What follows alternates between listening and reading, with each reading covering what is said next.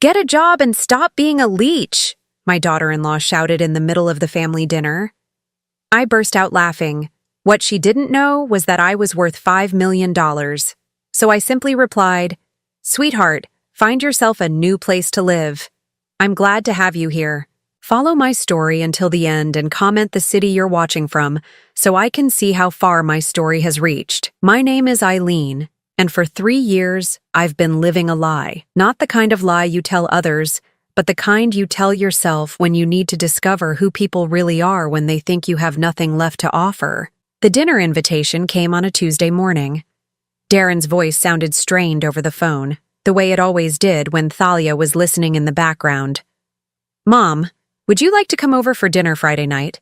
Thalia's making her famous lasagna." Famous! I almost laughed. The woman could barely boil water without burning it, but I'd learned to bite my tongue over the years. "That sounds lovely, sweetheart. What time?" 7:30, and Mom. He paused, and I could practically hear Thalia's sharp whisper in the background. "Maybe dress a little nicer this time? You know how Thalia likes things to look. Presentable, presentable." I stared at my reflection in the hallway mirror after hanging up, gray hair pulled back in a simple bun, no makeup, wearing the same faded cardigan I'd worn to their house a dozen times before. For 3 years, this had been my uniform. The grieving widow, struggling to make ends meet in her small apartment, dependent on her son's occasional generosity. Friday evening arrived with the kind of October chill that cuts right through you. I walked the 6 blocks to their house, the same route I'd taken countless times since Harold passed. The house looked exactly as it had when I'd bought it for them as a wedding gift 7 years ago. Not that they knew that, of course. Darren opened the door with that forced smile he'd perfected. "Hi, Mom. Come in, come in." He gave me a quick hug, the kind that felt obligatory rather than genuine. At 34, my son had grown into a man I barely recognized sometimes. Still handsome, still my boy, but there was something hollow in his eyes that hadn't been there before his marriage. "Eileen." Thalia's voice cut through the warm air like a blade. She appeared in the doorway to the dining room, her platinum blonde hair perfectly styled, wearing a dress that probably cost more than most people's monthly rent. At 29, she had the kind of aggressive beauty that demanded attention and respect, even when she'd done nothing to earn either. "Hello, Thalia. Thank you for having me." She looked me up and down with barely concealed disgust. Of course, family dinner and all that. The dining room was set with their best china, the kind reserved for guests who mattered. I noticed immediately that while Darren and Thalia had matching place settings, mine was different. Older plates, a mismatched glass, a fork with a slight bend in one of the tines. Small details that spoke volumes about how I was viewed in this house. "Mom, sit here." Darren gestured to the chair at the far end of the table, the one that put me furthest from both of them. I took my seat without comment, folding my hands in my lap as Thalia served the lasagna with theatrical flourishes. "I hope you like it," she said, though her tone suggested she couldn't care less whether I did or not. "It's an old family recipe, my grandmother's." I took a bite. It was mediocre at best, over-salted and undercooked in places. "It's delicious," I said anyway. The conversation limped along for the first 20 minutes.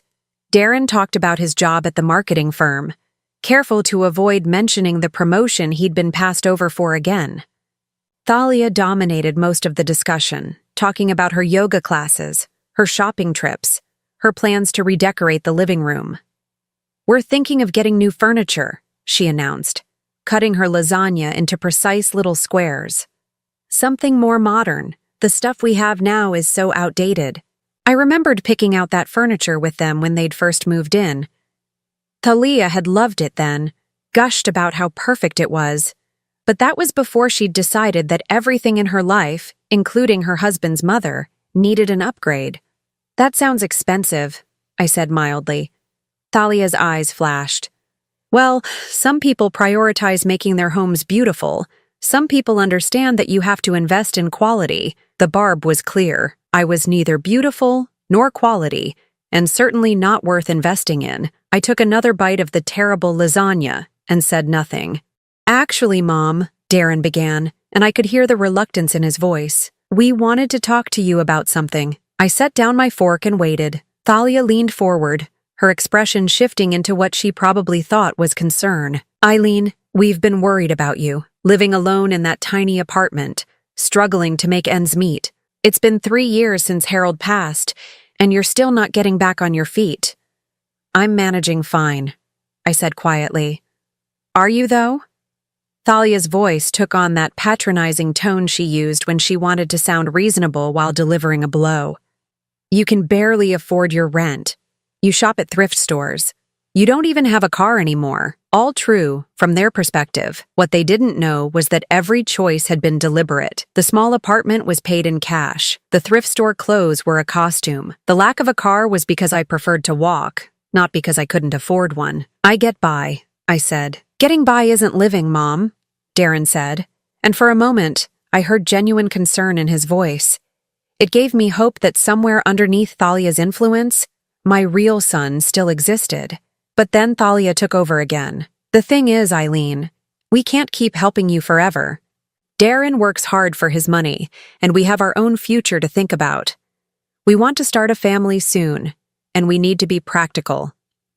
I looked at my son, waiting for him to contradict her, to remind her that their help consisted of occasional dinners and birthday cards. He said nothing.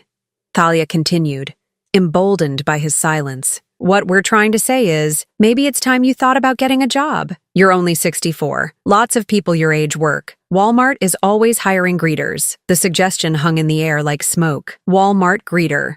After running a successful business for 20 years alongside Harold, after building the fortune that could buy and sell their entire neighborhood, she wanted me to stand at Walmart saying hello to strangers for minimum wage.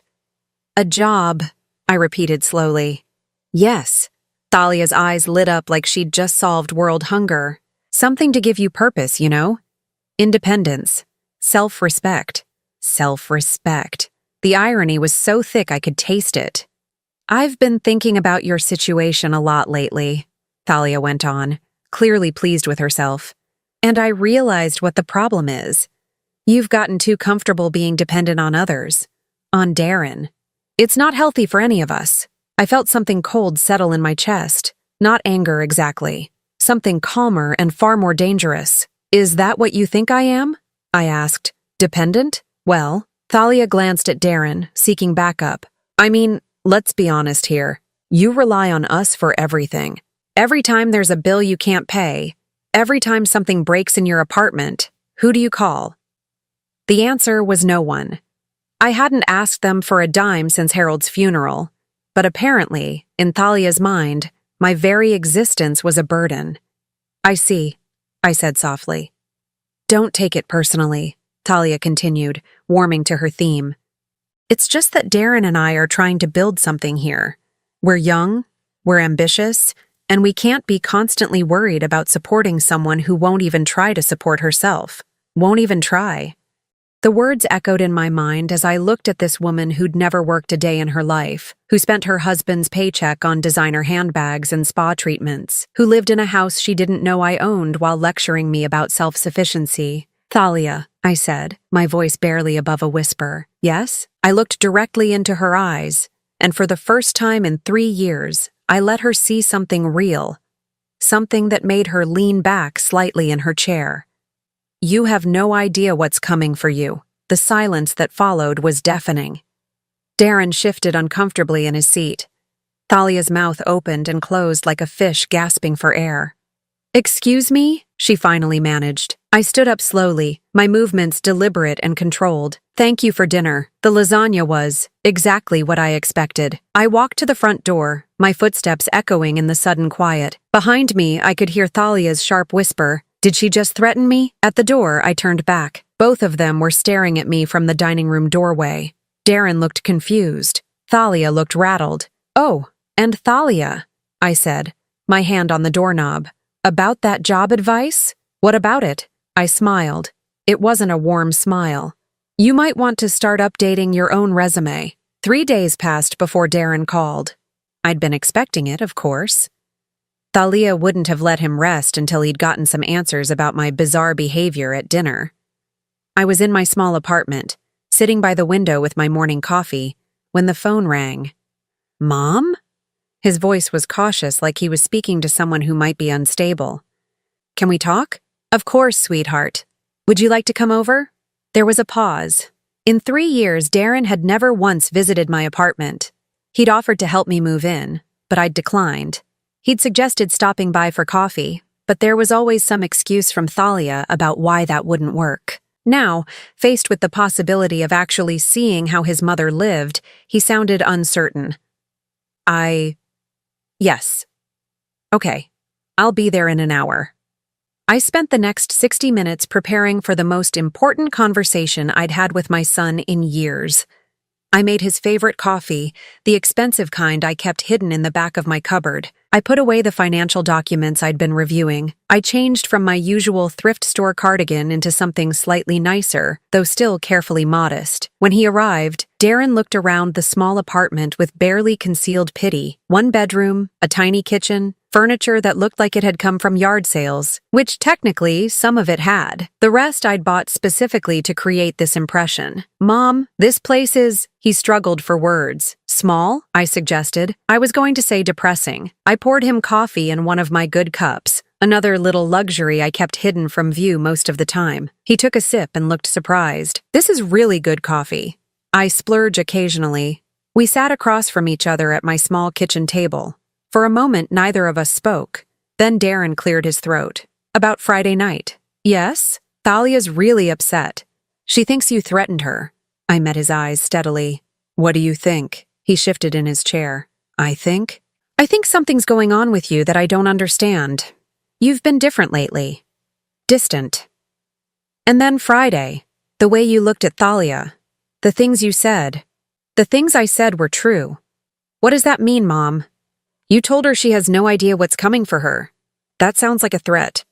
I took a sip of my coffee, considering my words carefully. The time for complete honesty hadn't arrived yet, but I could offer him a glimpse behind the curtain. Darren, do you remember what your father used to say about people who mistake kindness for weakness?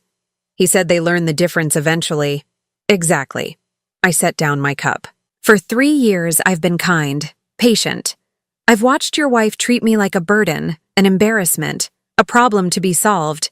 I've listened to her suggestions about how I should live my life, what I should do with my time, how I should dress, what I should eat. Darren looked uncomfortable. She's just trying to help. Is she? Or is she trying to make me disappear in the most socially acceptable way possible? Mom, that's not... Let me ask you something. I leaned forward. When was the last time Thalia asked me how I was doing? Not how I was managing financially, not whether I needed help with bills, but how I was actually doing as a person. He opened his mouth, then closed it. When was the last time she asked about my interests, my hobbies, my friends? When was the last time she treated me like a human being instead of an inconvenience? Darren stared into his coffee cup. She's not. She doesn't mean to be cold. Doesn't she? The silence stretched between us. Finally, Darren looked up. So what are you saying? That you're going to cut us out of your life? I'm saying that some people are about to learn that actions have consequences. That still sounds like a threat. I stood up and walked to the small bookshelf in my living room. Hidden behind a row of paperback novels was a manila folder. I pulled it out and returned to the table. Darren, I said, opening the folder. There's something I need to tell you about your mother. Inside the folder were bank statements, investment portfolios, property deeds, documents I'd kept hidden for 3 years, waiting for the right moment. His eyes widened as he began to process what he was seeing. Mom, what is this? This is who I really am. I watched his face as he flipped through page after page, account balances that showed figures he'd never imagined, investment portfolios worth millions, property deeds for houses, commercial buildings, parcels of land across 3 states. I don't understand, he whispered. Your father and I were very successful, Darren. More successful than we ever let on. When he died, I inherited everything. I'm worth approximately $5 million. He stared at me like I'd just told him I was an alien. But you live here, in this apartment. You shop at thrift stores. You don't even have a car. By choice. Why? I closed the folder and looked at my son, this man I'd raised and loved, and watched slowly disappear under his wife's influence. Because I needed to know who would love me when they thought I had nothing. The words hit him like a physical blow. I watched the realization dawn in his eyes, watched him understand what the last 3 years had really been about. You've been testing us. I've been protecting myself. From what? From people like your wife. Darren's hands were shaking as he set down his coffee cup. Mom, this is insane. You let us think you were struggling. You let Thalia think. I let Thalia show me exactly who she is. I kept my voice calm, matter of fact. And she did, repeatedly, for 3 years. But I'm your son. Yes, you are. And I needed to know if you were still my son, or if you'd become something else entirely. He flinched as if I'd slapped him. That's not fair, isn't it? When was the last time you called me just to talk? When was the last time you invited me somewhere without Thalia insisting on it? When was the last time you stood up for me when she was being cruel? Each question was a knife, and I could see them finding their marks. I never thought. I didn't realize she was being that bad. Or you chose not to see it because it was easier. We sat in silence for a long moment. Finally, Darren spoke, his voice barely audible. What happens now? I leaned back in my chair, studying his face. My son, who'd inherited his father's dark eyes and gentle nature, at least until he'd met Thalia. My son, who used to bring me wildflowers when he was 5 and told me I was the prettiest mommy in the world. My son, who'd grown into a man who let his wife humiliate his mother without consequence. Now, I said softly, we find out if it's too late for you to remember who you used to be. And Thalia? I smiled, and I knew it wasn't a kind expression. Thalia is about to discover that some people aren't as helpless as they appear. Mom, what are you planning? Justice, I said simply. Long overdue justice. Darren stood up abruptly, pacing to the window. This is crazy! You can't just, what, punish her for 3 years of marriage problems? 3 years of calculated cruelty, I corrected. 3 years of treating me like dirt while living off your income, which comes from a job you only have because of the connections your father and I built over 20 years. That stopped him cold. What? Did you think that marketing position just fell into your lap? Your father called in favors to get you that interview. We've been pulling strings behind the scenes your entire adult life. His face went pale. How much of my life has been a lie? None of it was a lie, sweetheart, but some of it was. Protected. I stood and walked to him, placing a gentle hand on his arm. I love you, Darren. I've loved you since before you were born. But love doesn't mean accepting abuse, not even from family. He turned to face me, and for a moment, I saw the little boy he used to be. What do I do? That's up to you. But I want you to think about something. What? In 3 years of marriage, has Thalia ever once encouraged you to spend time with me?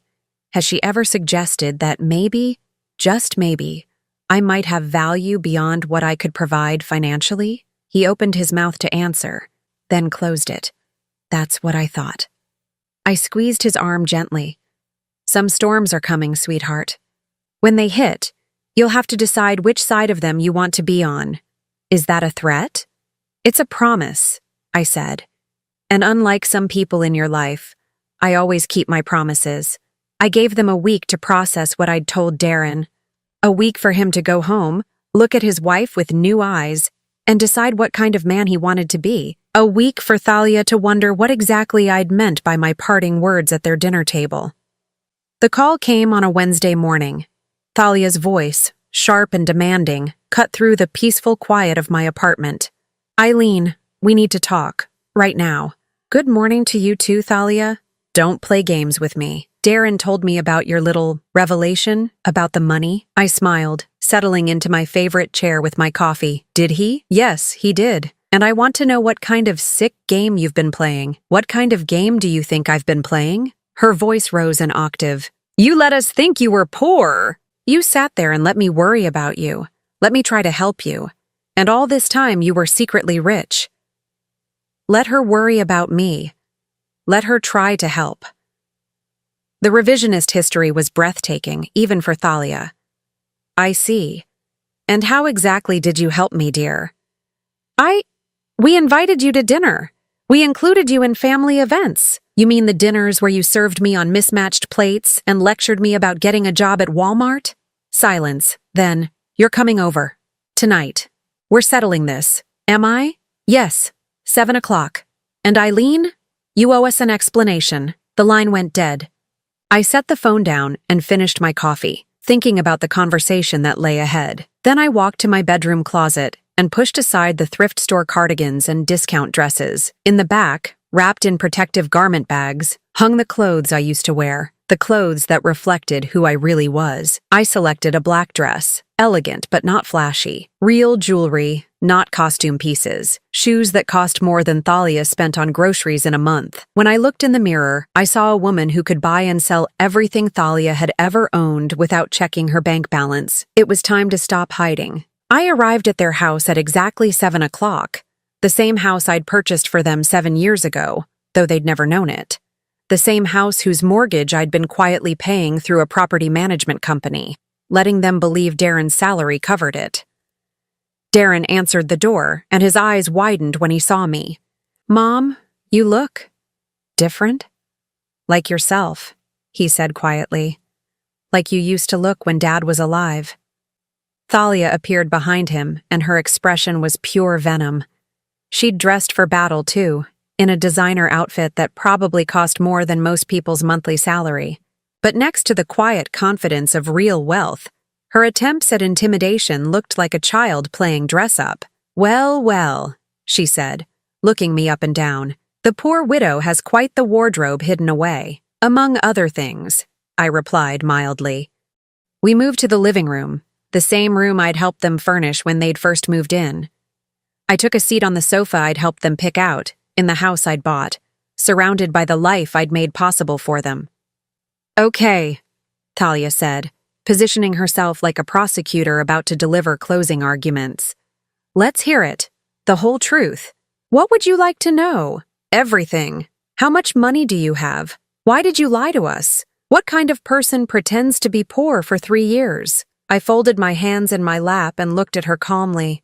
"The kind of person who wants to know who her real friends are." "Friends?" Thalia's laugh was sharp and brittle. "I'm your daughter-in-law, not your friend. Family doesn't lie to family, doesn't it? Then perhaps you'd like to explain why you told the neighbors I was becoming senile and that you were worried about my mental health?" Thalia's face went pale. Darren turned to stare at her. "I never said that. You told Mrs. Henderson that I was showing signs of dementia. You suggested to the mailman that I might need to be placed in a care facility soon. You've been building a narrative about my declining mental state for months. That's not. Not what? Not true? Or not something you expected me to find out about?" Darren's voice was barely a whisper. "Thalia?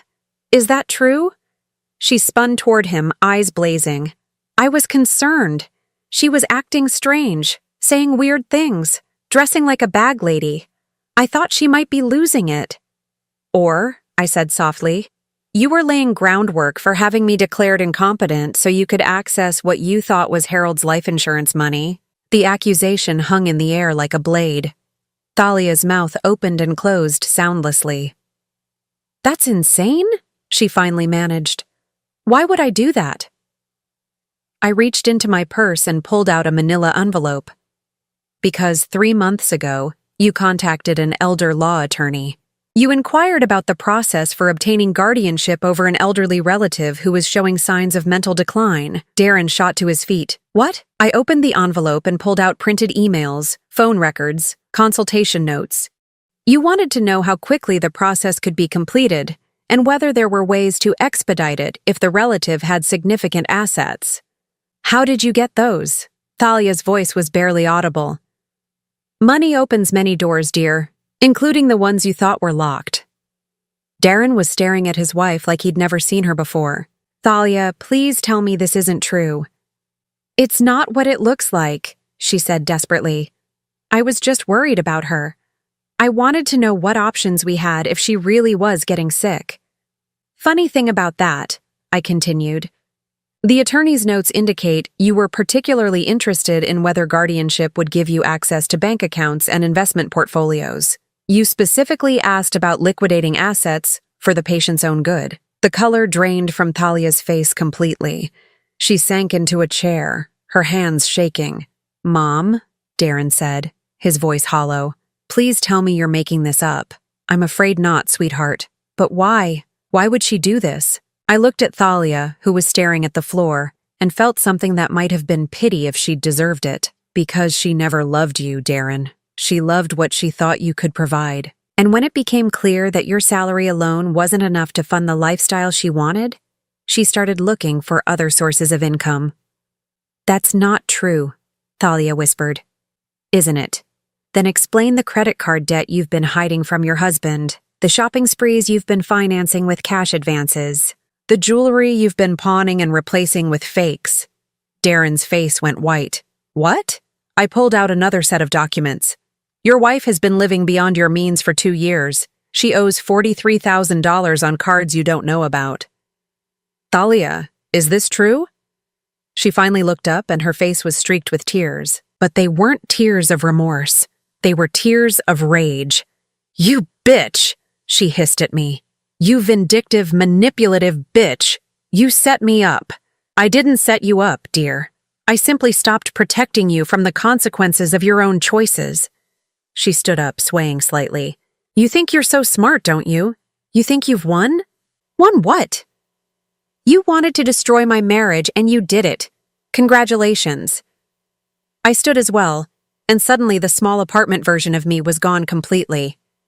In her place stood the woman who'd built a business empire alongside her husband, who'd made million-dollar decisions without blinking, who'd never backed down from a fight in her life. I didn't destroy your marriage, Thalia. You did. The moment you decided that my son was just a stepping stone to something better. I love Darren. You love what Darren represents. Security, status, a meal ticket. But you've never loved him. How dare you? How dare I what? Tell the truth? Reveal what you really are? I walked closer to her, close enough that she had to look up to meet my eyes.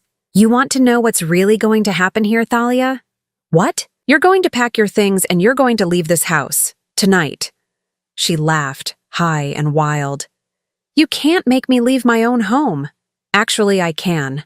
I pulled out one more document from my purse, the deed to the house, with my name clearly visible as the owner.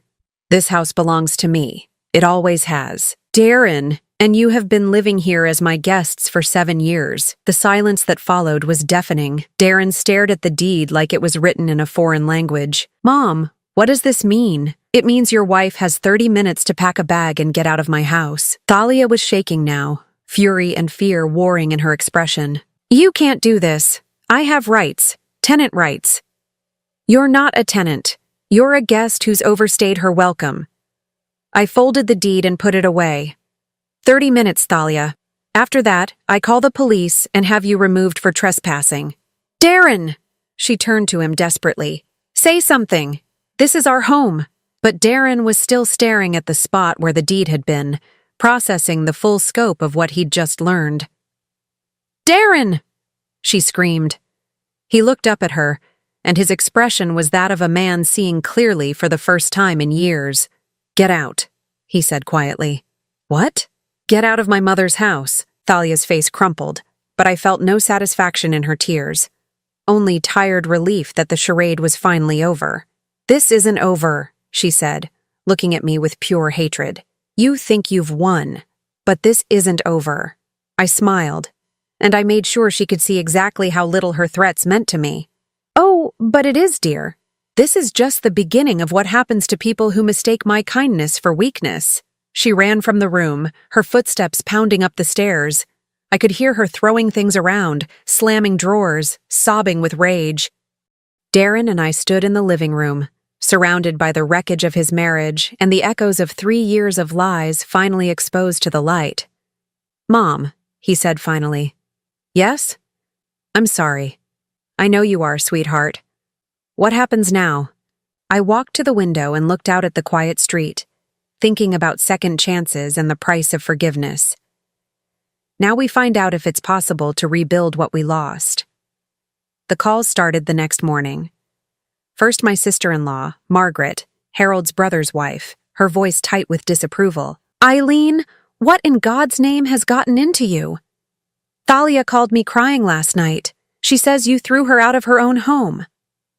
I was sitting in my small apartment, still maintaining the charade for now, sipping coffee from my chipped mug while listening to Margaret's outrage. "Did she mention why?" I asked mildly. "She said you've been lying about money, pretending to be poor when you're actually wealthy." "Eileen, that's disturbed behavior." "Is it?" "Yes. And now you've kicked a young woman out of her home because of some family squabble. Harold would be ashamed. Harold would be ashamed." The word stung because once upon a time, Margaret's opinion had mattered to me. She'd been like a sister during the early years of my marriage, before Thalia had poisoned that well too. "Margaret, did Thalia happen to mention the attorney she consulted about having me declared incompetent?" Silence. "Or the $43,000 in secret debt she's accumulated?" What are you talking about?" "Ask her. When you're done feeling sorry for her, ask her about the real reason she wanted access to my finances." I hung up before she could respond. The phone rang again immediately. Harold's sister, Patricia, with the same outrage, the same accusations, the same willful blindness to what Thalia really was. By noon, I'd received calls from 6 relatives, all parroting the same narrative. Poor Thalia, innocent victim of a vindictive mother-in-law who'd lost her mind with grief. I listened to each one, made mental notes about who had called, and said very little in my own defense. Let them show themselves. Let them reveal how quickly they'd turn on family when presented with a sob story from a manipulative stranger. The most disturbing call came from my nephew David, Margaret's son, whom I'd helped put through college just 5 years earlier. "Aunt Eileen," he said, his voice careful and professional, "I've been talking to some people about your situation." "My situation?" "Your behavior lately. The family is concerned that you might be showing signs of dementia or some other cognitive decline." I set down my coffee cup very carefully. Who exactly has been discussing my cognitive state? Well, Thalia mentioned some incidents: strange behavior, paranoid thinking, accusations against family members. And now this business with throwing her out. David, let me ask you something. Do you remember who paid for your final year at Northwestern? What does that have to do with anything? Humor me. Mom and Dad helped, and I had loans. Your parents contributed $8,000. I paid the remaining $32,000. Silence. I also paid for your sister's wedding, your mother's breast cancer treatment that insurance didn't cover, and the down payment on your first house, all of which you know perfectly well. Aunt Eileen, so when you talk about my cognitive decline, you might want to consider whether someone with dementia would remember those details quite so clearly. He hung up without another word. The pattern was becoming clear. Thalia hadn't just disappeared quietly into the night. She'd launched a campaign, painting herself as the victim of an unstable older woman who'd suddenly snapped. And like poison in a well, her version of events was spreading through the family network. 2 days later, Darren called. His voice was strained, exhausted. "Mom, can we meet? We need to talk." "Of course. Where?" "Not at the house. Thalia's been. She's been calling everyone. The family's in an uproar. We met at a small cafe downtown, the kind of anonymous place where 2 people could have a difficult conversation without being overheard." Darren looked like he hadn't slept in days. His eyes were red-rimmed, his clothes wrinkled, his usually perfect hair disheveled. "She's destroyed me," he said without preamble. "What do you mean?" "Thalia, she's not just telling everyone her version of what happened. She's making things up." I wasn't surprised, but I waited for him to continue. "She told my boss that you're suffering from dementia and that I've been distracted at work, worried about your mental health. She suggested they might want to consider whether my job performance has been affected." The calculated cruelty of it took my breath away. Not content with destroying her own reputation, she was now trying to sabotage Darren's career. "What did your boss say?" "He was sympathetic. Suggested I might want to look into FMLA, maybe take some time off to deal with family medical issues." "And you told him?" "What could I tell him? That my wife is a liar who tried to have my mother declared incompetent so she could steal her money? That I've been living in a house my mother owns without knowing it? That my entire adult life has been built on foundations I never understood?" His voice was rising, drawing glances from other customers. I reached across the table and touched his hand. "Lower your voice, sweetheart." He laughed bitterly. She's been one step ahead of me this whole time. By the time I realized what she was doing, she'd already poisoned half the family against you and made me look like either a liar or an idiot at work. What else? She's living with her sister now, crying to anyone who'll listen about how you manipulated our marriage, how you set traps for her, how you're dangerous and unstable. I sipped my coffee, thinking. Thalia was more resourceful than I'd given her credit for. She'd turned her humiliation into a weapon, her exposure into martyrdom. There's more, Darren continued. She's been to see a lawyer. About what? About the house. She's claiming she has tenant rights, that you can't just evict her without proper notice. She's also claiming you coerced her into leaving under duress. And what did the lawyer tell her? That she doesn't have a case. But here's the thing, Mom. She's not trying to win. She's trying to make our lives hell. I nodded. It was exactly what I'd expected from someone like Thalia once she realized she'd lost everything. Show me, I said. What? Show me what she's been telling people. I want to see exactly what we're dealing with. Darren pulled out his phone and opened his social media. The posts were masterfully crafted, each one designed to elicit maximum sympathy while maintaining plausible deniability. Going through a difficult time with family. Sometimes the people you trust most are the ones who hurt you deepest. Prayers appreciated. Learning hard truths about manipulation and psychological abuse. Grateful for friends who see through the lies. When someone spends years pretending to be something they're not, what else are they lying about? Trust your instincts. Each post had dozens of comments expressing support, outrage on her behalf, condemnation of unnamed family members who'd obviously wronged this poor young woman. She's good, I admitted. She's evil. No, she's desperate, and desperate people make mistakes. What kind of mistakes? I handed him back his phone and leaned forward. The kind that reveal more than they intended. I don't understand. Look at the pattern, Darren. What's the one thing missing from all her posts? He scrolled through them again, frowning. I don't see it. She never once mentions loving you. Not once. She talks about being betrayed, being manipulated, being lied to, but she never says she's heartbroken about losing her marriage. She never says she misses her husband. The realization hit him like a physical blow. Because she doesn't. Not because she never did. This isn't grief, sweetheart. This is rage at being caught. We sat in silence for a moment, processing the depth of Thalia's deception and the scope of the damage she was trying to inflict. What do we do? Darren asked finally. I smiled, and I made sure he could see that whatever sympathy I might have felt for his wife had evaporated completely. We let her keep digging. What? Right now, Thalia thinks she's winning. She thinks she's successfully painted herself as the victim and us as the villains. She's feeling confident, maybe even triumphant. And that helps us how? Because confident people get careless. They overreach. They make the kind of mistakes that reveal who they really are. You think she'll slip up? I don't think it, sweetheart. I know it, because I've been watching her for 3 years, and I know exactly what kind of person she is. I reached into my purse and pulled out another manila envelope, this one thicker than the others. What's that? Insurance. What kind of insurance? The kind that proves everything I've been telling you about your wife's true nature. Darren's eyes widened. What do you mean? I mean that while Thalia was busy planning my downfall, I was busy documenting hers. Every financial indiscretion, every lie she told, every manipulation she attempted. It's all here. Why haven't you used it? Because I wanted to give her enough rope to hang herself.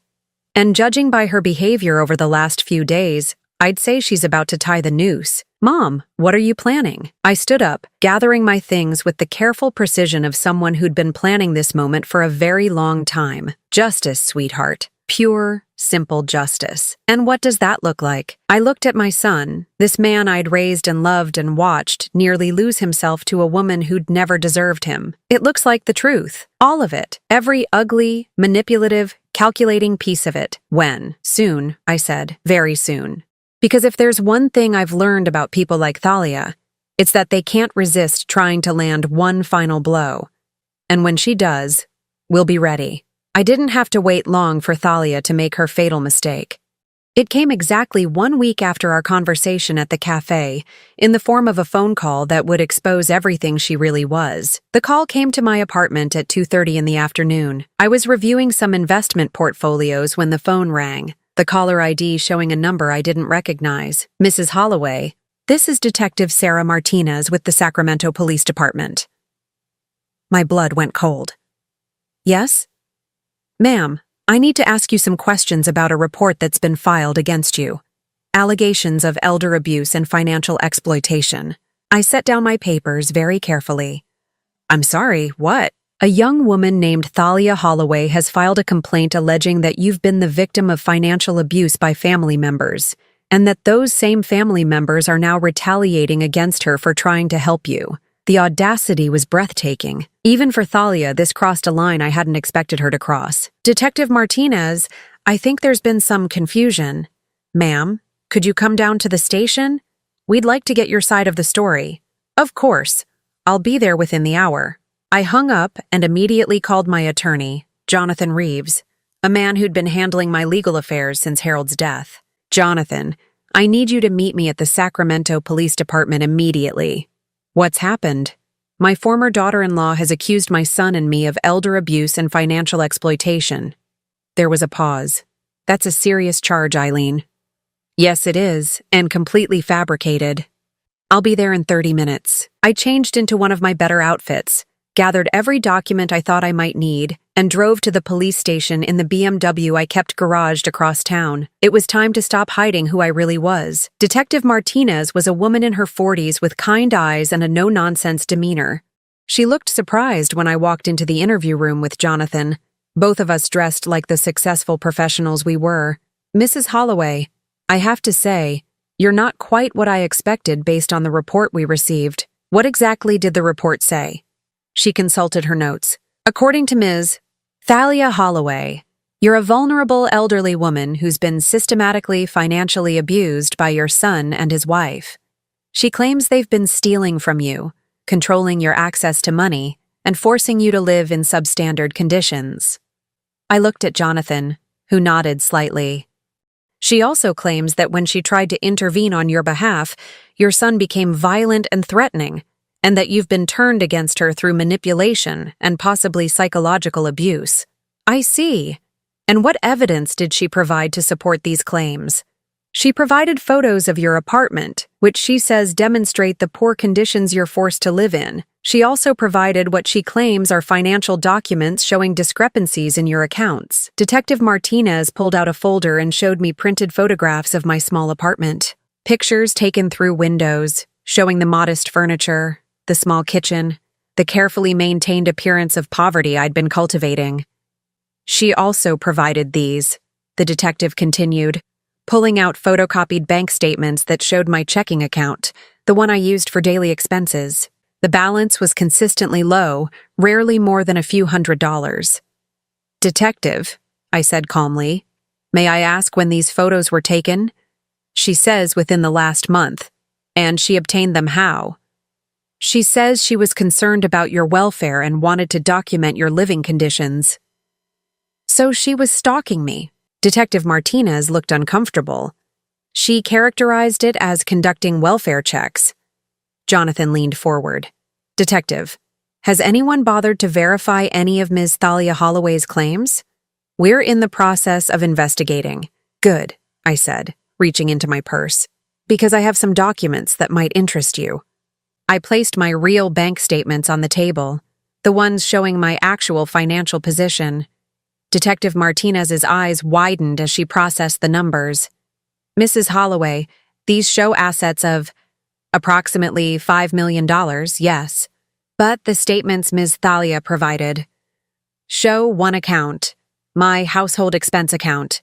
I maintain multiple accounts for different purposes. Jonathan pulled out additional documents. Detective, my client is a wealthy widow who chose to live modestly for personal reasons. She's never been financially abused, and she's certainly never been controlled by her son.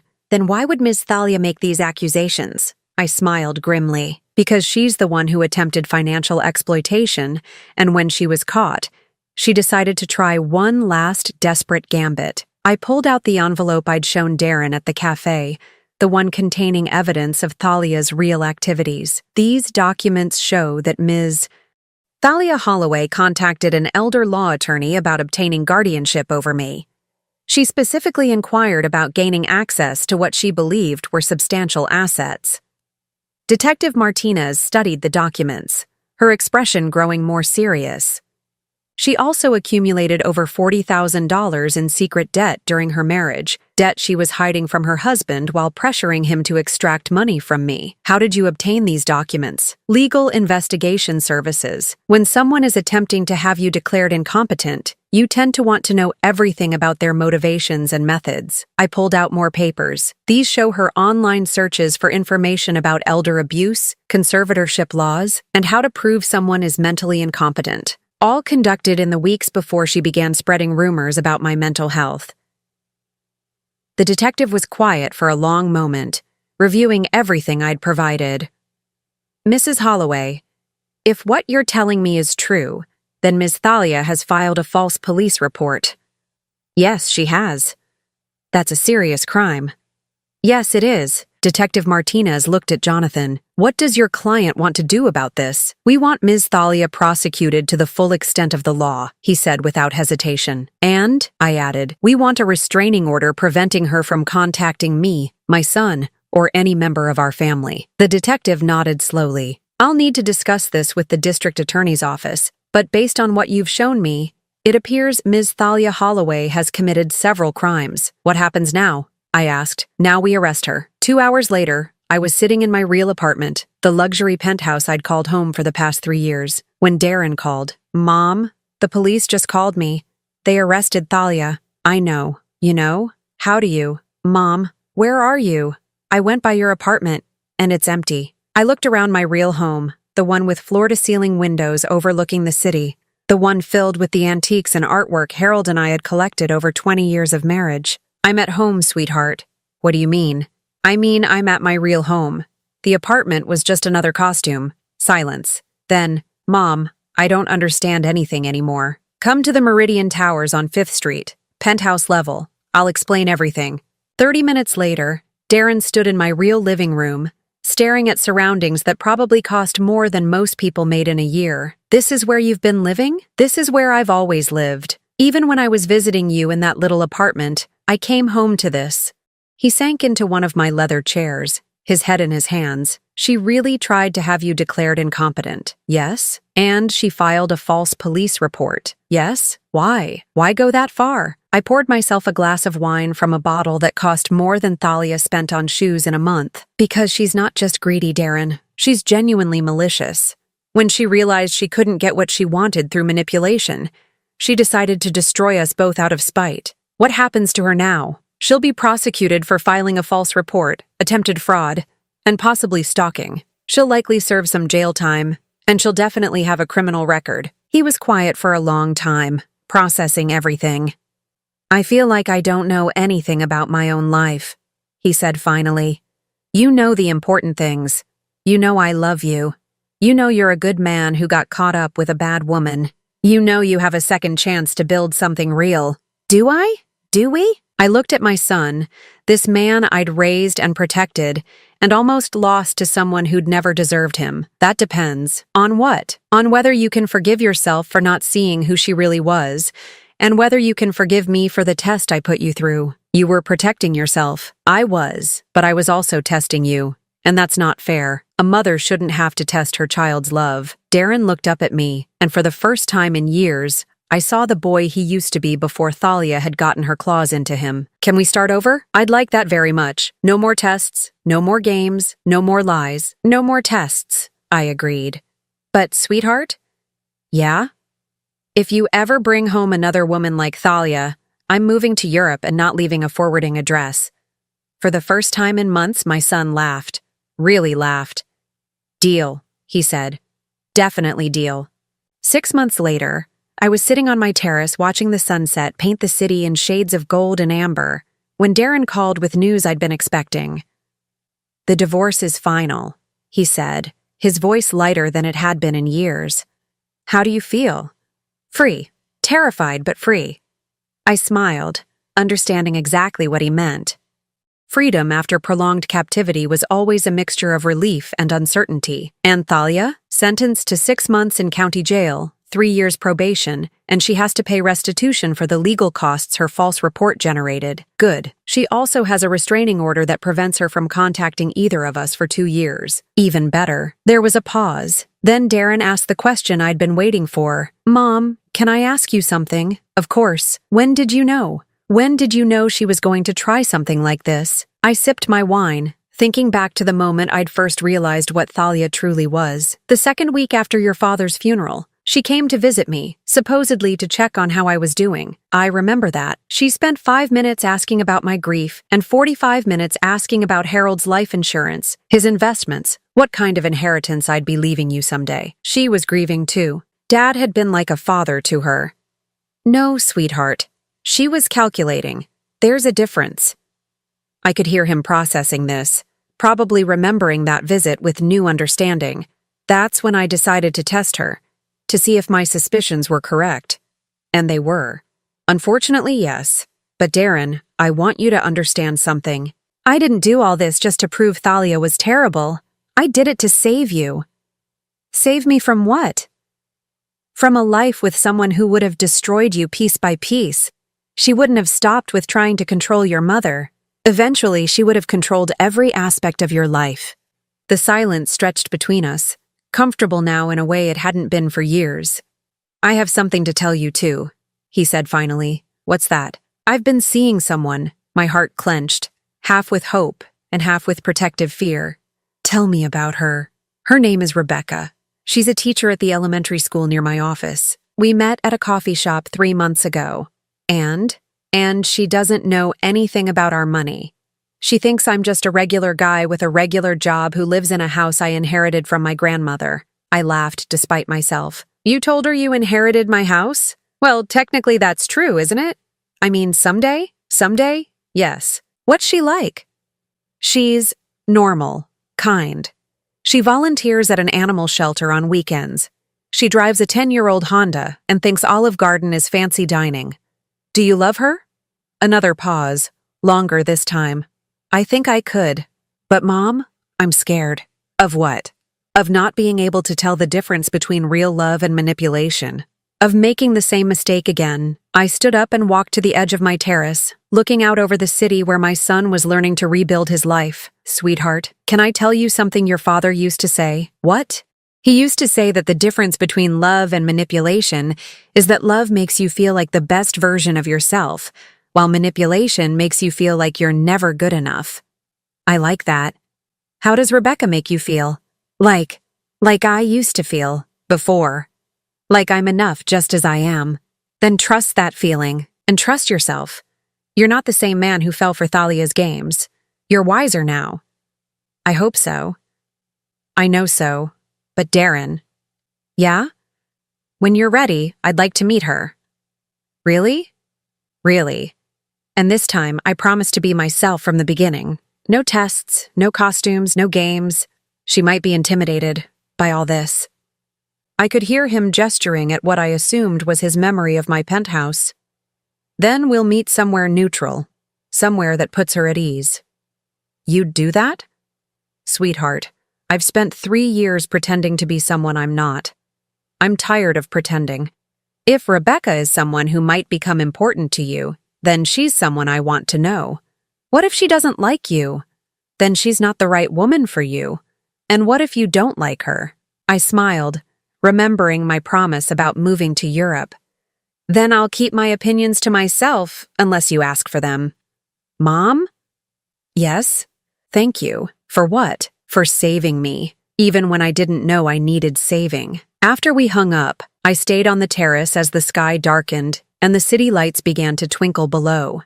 I thought about the past 3 years, about the elaborate deception I'd maintained, about the pain of watching my son slowly disappear under his wife's influence.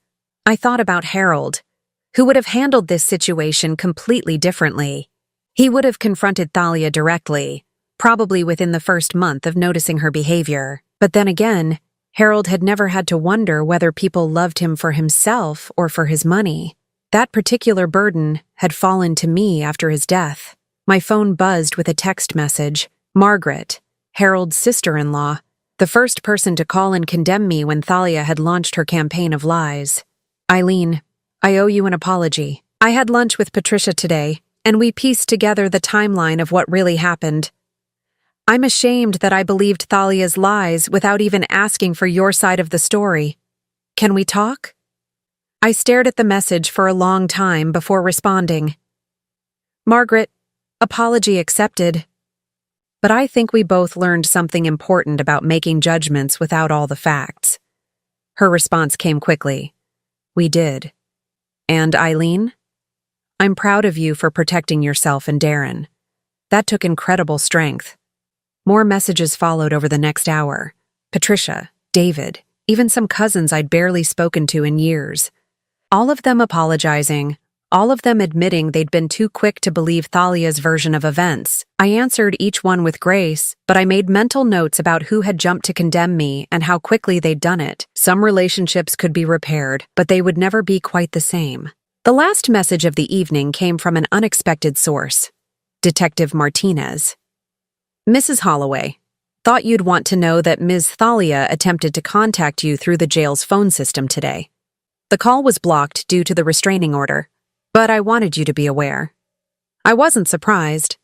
Thalia would never truly accept defeat. Even from jail, she was probably planning her next move, her next attempt to cause trouble. But for the first time in 3 years, I wasn't worried about what she might do. I'd stopped hiding. I'd stopped pretending to be vulnerable. I'd reclaimed my power, my voice, and my life. I poured myself another glass of wine and settled back into my chair. Tomorrow, I would start the process of selling the house where Darren and Thalia had lived. I'd already decided to give the proceeds to him, a real inheritance, rather than the fake vulnerability I'd used as a test. Tomorrow, I would also start planning for the future. Real plans, not elaborate deceptions. Maybe travel, maybe philanthropy, maybe just the simple pleasure of living authentically without constantly watching over my shoulder. But tonight, I was content to sit on my terrace, surrounded by the luxury I'd earned and the peace I'd fought for, knowing that my son was free to build a life with someone who might actually love him. The phone rang one more time. Darren again. Mom, I forgot to ask. What are you going to do now? With your life, I mean. I looked out over the city, thinking about all the possibilities that lay ahead. I'm going to live it, I said, openly, honestly, without apology. I'm going to be exactly who I am. And who is that? I smiled, feeling lighter than I had in years. A woman who survived a test of her own making and came out stronger on the other side. A mother who fought for her son even when he couldn't fight for himself. A widow who honored her husband's memory by protecting what they built together. I love you, Mom. I love you too, sweetheart. More than you'll ever know. After I hung up, I stayed on the terrace until the wine was gone and the city had settled into its quiet, nighttime rhythm. For 3 years, I'd lived in the shadows, testing the people I loved, protecting myself from those who would use me. Now, finally, I was ready to step back into the light. Not as the grieving widow who needed protection, not as the vulnerable elderly woman who could be taken advantage of, but as Eileen Holloway, successful businesswoman, devoted mother, and survivor of one of the most elaborate long-term deceptions I'd ever conceived. It had cost me 3 years of authentic living, several relationships I'd once valued, and more emotional energy than I cared to calculate. But it had saved my son, exposed a dangerous predator, and taught me that I was stronger than I'd ever imagined. As I finally headed inside to bed, I caught my reflection in the glass doors. Not the tired, shabby woman I'd pretended to be, but the real me. Well-dressed, confident, unashamed of my success or my choices. Tomorrow would bring new challenges, new relationships to navigate, new decisions to make. But whatever came next, I would face it as myself. And that, after 3 years of elaborate pretense, felt like the greatest victory of all. Now I'm curious about you who listened to my story. What would you do if you were in my place? Have you ever been through something similar? Comment below And meanwhile, I'm leaving on the final screen 2 other stories that are channel favorites, and they will definitely surprise you. Thank you for watching until here.